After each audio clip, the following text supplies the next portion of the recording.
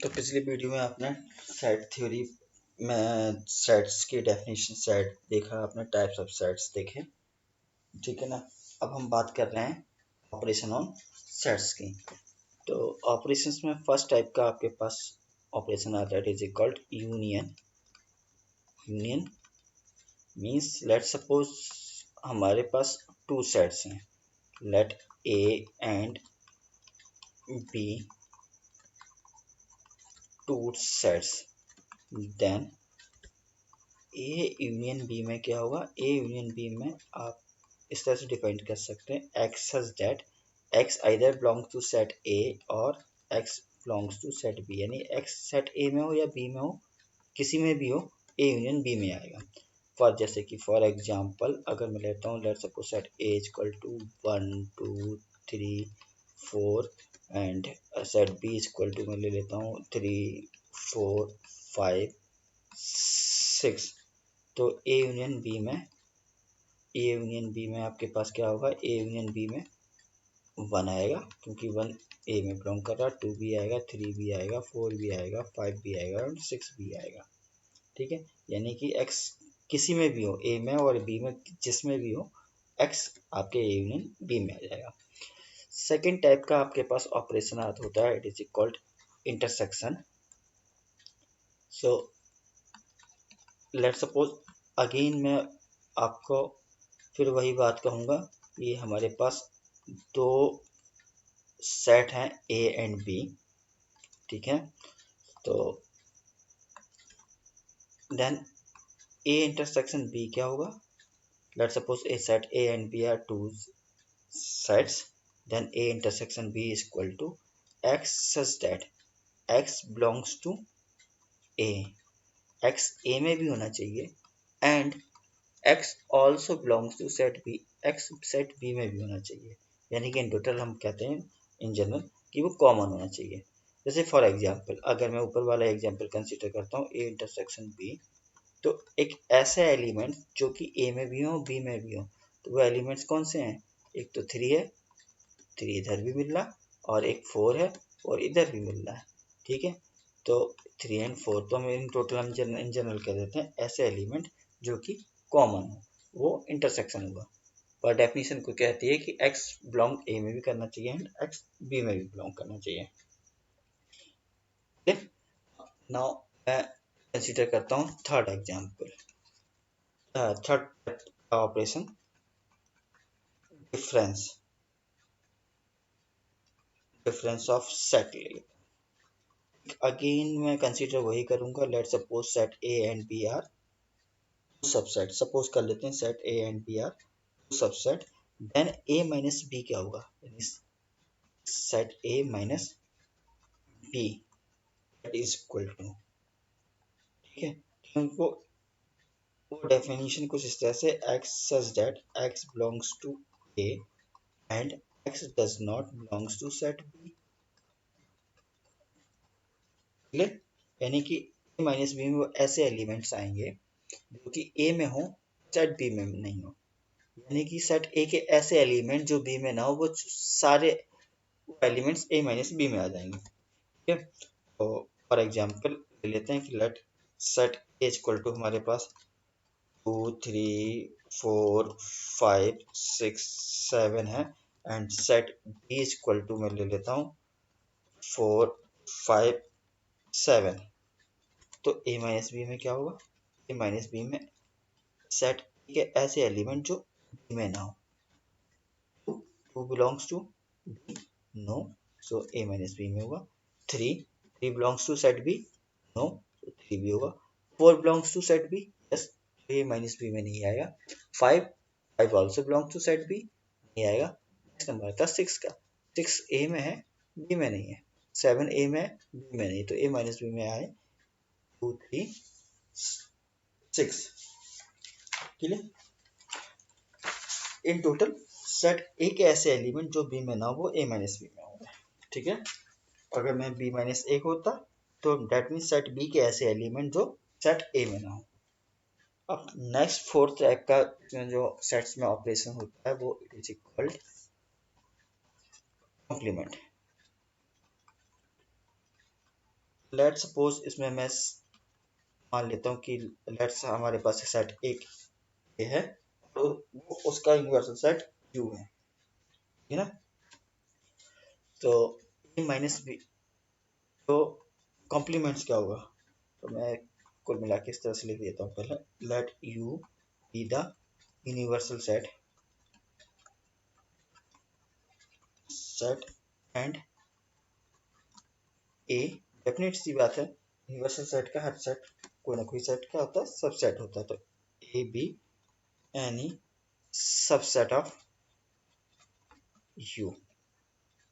तो जो कॉम्प्लीमेंट होगा उसको हम डिनोट करते हैं A complement, then complement complement of A, इसको हम ए कॉम्प्लीमेंट इस तरह से भी नोट कर सकते हैं, और हम इसको कभी कभी इस तरह से भी लिखते हैं, और हम कभी कभी इसको इस तरह से भी बार भी लिखते हैं। इन टोटल ए कॉम्प्लीमेंट जो होगा वो that is equal to again x such that x belongs to u and x does not belongs to set A, यानी कि इन टोटल ये डेफिनेशन हुई, अगर हम यूनिवर्सल सेट माइनस ए करते हैं तो मुझे ए कॉम्प्लीमेंट मिल जाएगा, यानी कि those element which are belongs to set A वो ए कॉम्प्लीमेंट में नहीं होंगे, ठीक है ना। जैसे कि फॉर एग्जांपल मैं set U is equal to let suppose 1 2 3 4 5 6 ले लेता हूँ, छोटा सा 1 2 3 4 5 6 कैपिटल यू, ठीक है। And set A is equal to मैं ले लेता हूँ 2 3 5, तो ए कॉम्प्लीमेंट क्या होगा, ए कॉम्प्लीमेंट ऐसे एलिमेंट जो यूनिवर्सल सेट में हो ए में ना हो, ठीक है ना। तो 1 1 आएगा, 2 नहीं आएगा, 3 नहीं आएगा, 4 आ जाएगा, 5 नहीं आएगा, 6 नहीं आएगा, 6 आ जाएगा, क्लियर ना। नेक्स्ट टाइप का आपके पास इसमें जो लास्ट बाय ऑपरेशन आता है वो आता है आपका 5th नंबर का, it is called symmetric difference.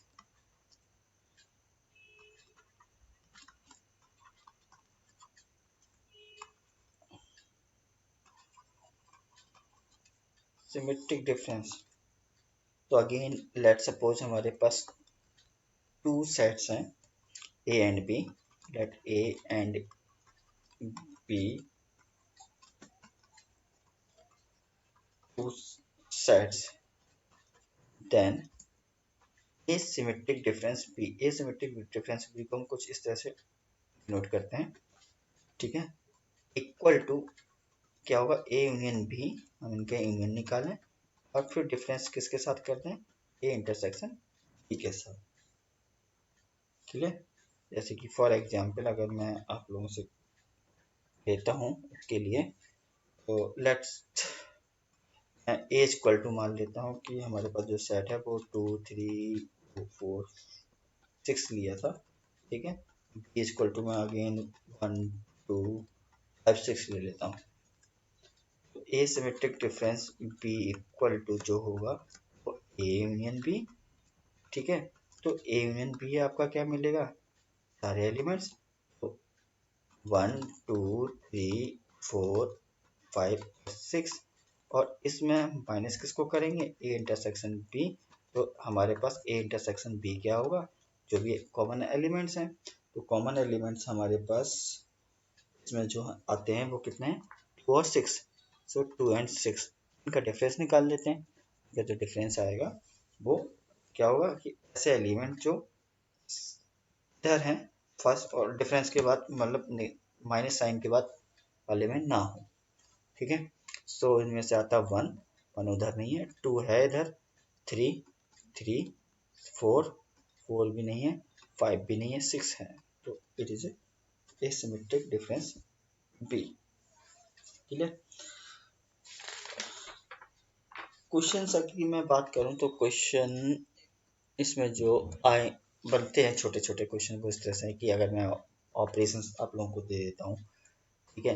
जैसे क्वेश्चन के फॉर्म में अगर लेना तो लेट सपोज मैं कर लेता हूँ कि let universal set U equal to हमारे पास 1 से लेके 9 तक ले लेते हैं। 1 2 3 4 5 6 7 8 9 and A set A equal to मैं आपको 3 4 6 7 and set B equal to मैं आप लोगों को दे रहा हूँ तो 1 2 5 दे देते हैं एंड सी इक्वल टू मैं आपको दे रहा हूँ 6 8 9 एंड डी इक्वल टू मैं आपको नल सेट देता हूँ फल फाइंड द फॉलोइंग। तो हाथ कैसे इसको करते हुए चलेंगे। मैं आपसे पहला क्वेश्चन पूछता हूँ कि ए यूनियन बी निकालो। A set A union B that is equal to फटाफट कर लेते हैं 1 2 3 4 5 6 7 तो जो आएगा 1 2 3 4 5 6 7 ठीक है। अगर मैं बी इंटरसेक्शन सी कहता हूँ that is equal to nothing is common तो दैट इज इक्वल टू 5। अगर मैं यहीं पे कर लेता हूँ थर्ड नंबर पर अगर मैं पूछता हूँ बी यूनियन डी देन भाई बी डी में तो कोई नल सेट है तो जित दोनों के अगर कंबाइन करते हैं तब भी कितना हो जाएगा इक्वल टू सेट बी मिलेगा। अगर मैं पूछता हूँ आप लोगों से ये थोड़ा सा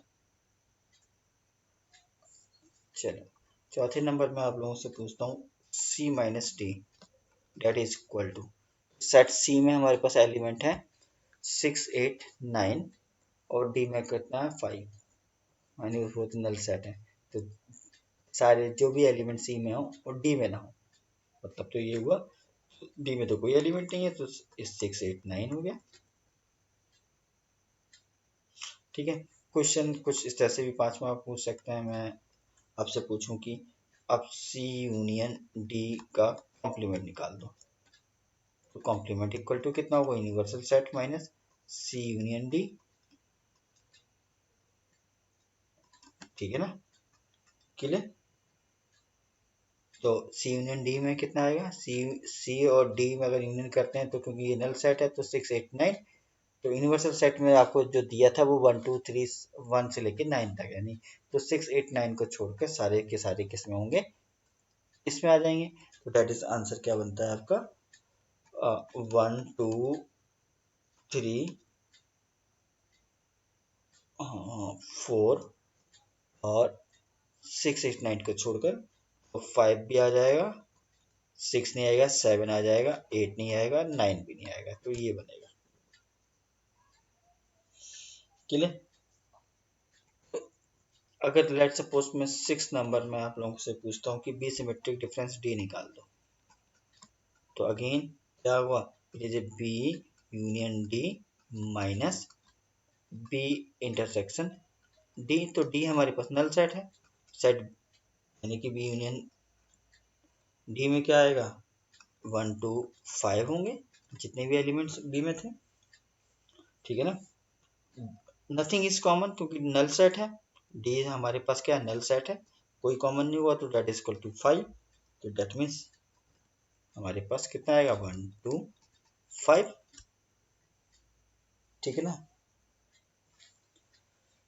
अगर मैं डी का कॉम्प्लीमेंट पूछ लेता लास्ट चलते चलते ठीक है ना 6 नंबर में अगर मैं कहता है कि 7th नंबर में अगर मैं पूछता हूँ डी का कॉम्प्लीमेंट निकालो तो डी का कॉम्प्लीमेंट क्या होगा it is universal set minus D तो यूनिवर्सल सेट में हमारे पास कितने मेंबर थे 1 2 3 अप टू 9 तक थे 6 7 8 9 और डी हमारा नल सेट था तो डिफरेंस निकालेंगे तो यही आएगा तो ये D complement clear.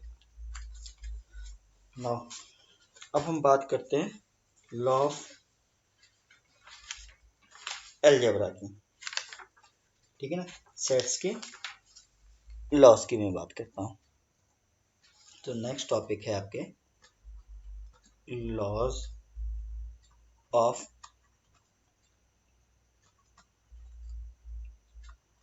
Algebra of set.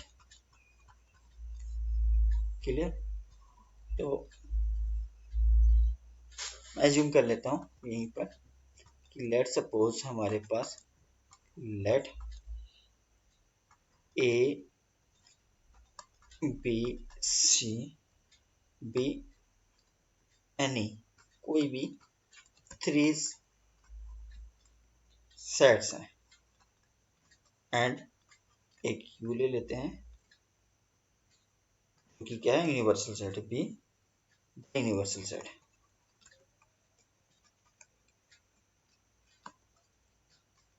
ठीक है, अब एक एक करके हम लॉ को देखते हैं।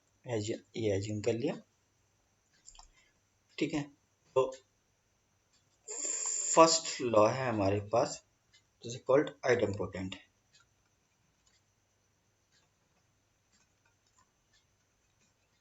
आइडेम्पोटेंट लॉ, आइडेम्पोटेंट लॉ क्या कहता है? आइडेम्पोटेंट लॉ कहता है कि ए का अगर मैं यूनियन ए के साथ करूं इक्वल टू कितना मिलना चाहिए? वापस ए, तो A union A is equal to कितना मिलेगा? ए।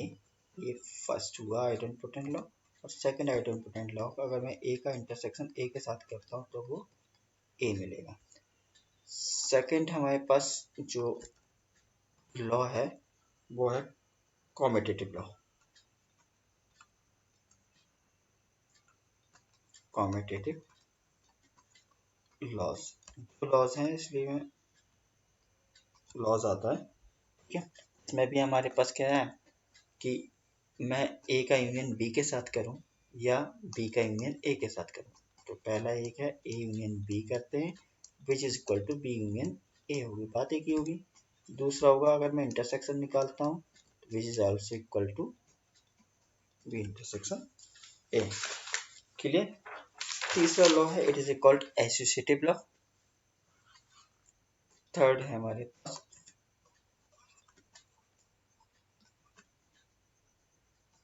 एसोसिएटिव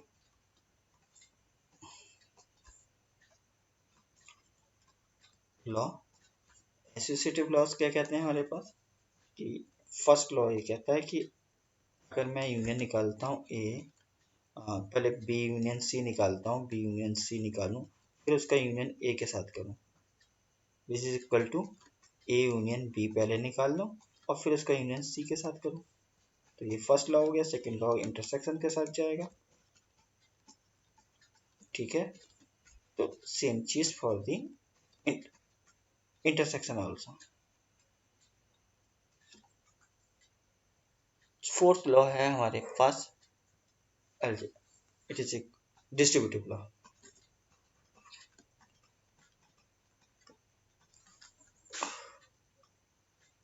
डिस्ट्रीब्यूटिव लॉस, तो डिस्ट्रीब्यूटिव लॉ में एक बार हम यूनियन को डिस्ट्रीब्यूट करेंगे इंटरसेक्शन पर। तो फर्स्ट लॉ है कि अगर मैं यूनियन को डिस्ट्रीब्यूट करता हूँ इस पे इंटरसेक्शन पे, that is equal to A union B, intersection बीच में आ जाएगा और ए इंटरसेक्शन ए यूनियन सी हो जाएगा। सिंबल चेंज करते हैं, यूनियन का इंटरसेक्शन करते हैं और इंटरसेक्शन का यूनियन बनाते हैं तो सेकंड लॉ बन जाएगा हमारे पास जैसे A intersection B equal to A intersection B union A intersection C. ये हमारे पास हुआ डिस्ट्रीब्यूटिव लॉ। फिर इसके बाद हमारे पास नेक्स्ट जो लॉ है it is called identity law. ठीक है, आइडेंटिटी लॉ आपके पास जो आते हैं वो आइडेंटिटी लॉ कुछ ऐसे हैं। बात करता हूँ फिफ्थ नंबर की, it is identity law.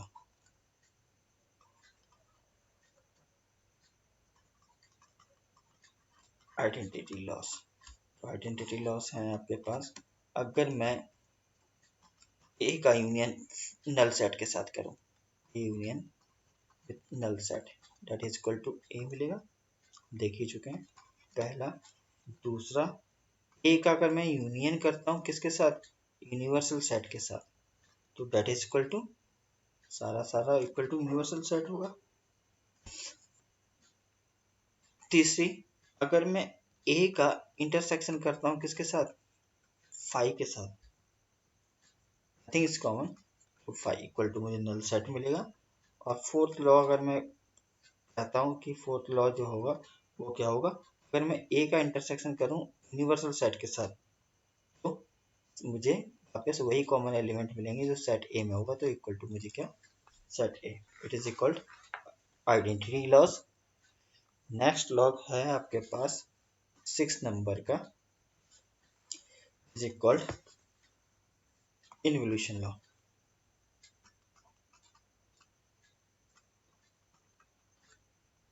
Involution law, involution A की लॉ होगा तो इट इज लॉ, ठीक है ना।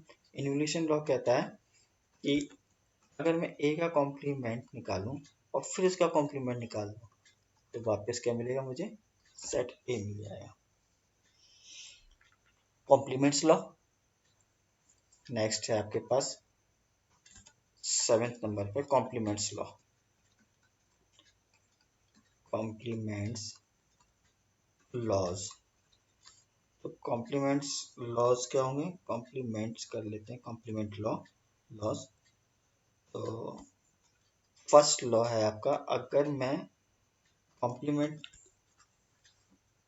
ए का निकालता हूँ, यानी कि ए का कॉम्प्लीमेंट, इन दोनों का अगर मैं यूनियन करता हूँ तो वापस क्या मिलेगा, सेट ए में एलिमेंट्स हैं जो कि ए कॉम्प्लीमेंट में नहीं होंगे, ए कॉम्प्लीमेंट में जो एलिमेंट्स है वो ए में नहीं है, दोनों अगर मैं मिला देता हूँ तो वापस मुझे यूनिवर्सल सेट मिल जाएगा, it is a universal set, ठीक है ना। अगर मैं इनका इंटरसेक्शन करता तो ए का नथिंग इज कॉमन, कोई कॉमन, तो इक्वल टू मुझे 5 मिलेगा, ठीक है। अगर मैं यूनिवर्सल सेट का अगर कॉम्प्लीमेंट निकालता हूँ तो इक्वल टू मुझे 5 मिलेगा। और फोर्थ नंबर पे मैं कह देता हूँ कि अगर 5 का नल सेट का मैं कॉम्प्लीमेंट निकालूंगा तो मुझे वापस मुझे यूनिवर्सल सेट मिलेगा, ठीक है। 8th नंबर पे हमारे पास आती है, it is called D Morgan's law.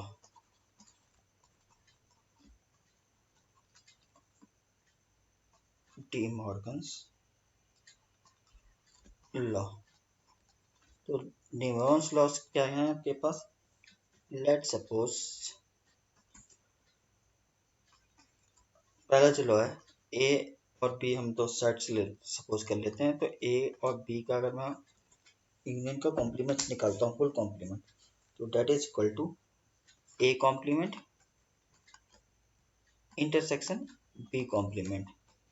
दूसरा है इसमें, अगर मैं ए इंटरसेक्शन बी का फुल कॉम्प्लीमेंट निकालता हूँ तो डेट इज इक्वल टू जो मिलेगा वो A complement union B complement मिलेगा, this is De Morgan's law. Last आपके पास आता है is called ninth absorption law. Absorption law, absorption laws आपको जो कहता है वो फिर से दो लॉस आ जाएंगे इसमें। तो एब्जॉर्प्शन लॉ कह रहा है कि फर्स्ट, अगर ए का यूनियन निकालते हैं हम ए इंटरसेक्शन बी के साथ तो इक्वल टू ए मिलेगा, बी ऑब्जर्व हो जाएगा, ठीक है। और अगर मैं A intersection A union B निकालता हूँ तो डेट इज इक्वल टू मुझे ए मिलेगा, ओके। अब नेक्स्ट वीडियो में हम जो देखेंगे वो हम देखेंगे इनकी प्रूफ्स के बारे में, ठीक है।